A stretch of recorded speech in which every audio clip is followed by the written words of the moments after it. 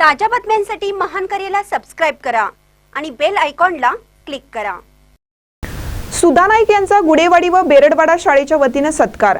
विद्यामंदिर गुडेवाडी शाळेतील इयत्ता 5वीचा विद्यार्थी विघ्नेश तुकाराम पाटील हा शिष्यवृत्ती धारक झाल्याबद्दल व बेरडवाडा वरगावच्या सुकन्या व दाटे ग्रुप ग्रामपंचायतीचे सरपंच किरण नाईक यांच्या पत्नी सुधा नाईक यांची जिल्हा परिषद सिंधुदुर्गमध्ये आरोग्य सेविका म्हणून निवड झाल्याबद्दल विद्यामंदिर गुडेवाडी शाळेचे मुख्याध्यापक नरसू पाटील व विद्यामंदिर बेरडवाडा शाळेचे मुख्याध्यापक बाबूराव वरपे यांच्या हस्ते सत्कार करण्यात आला।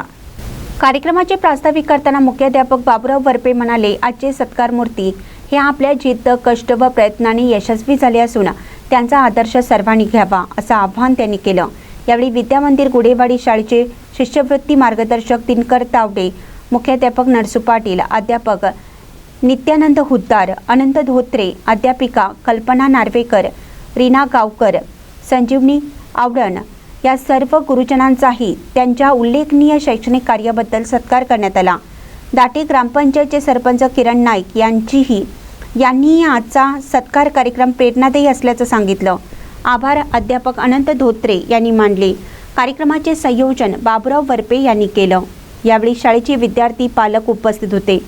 महानकरी न्यूजसाठी प्रकाश ऐनापुरे, चंदगड।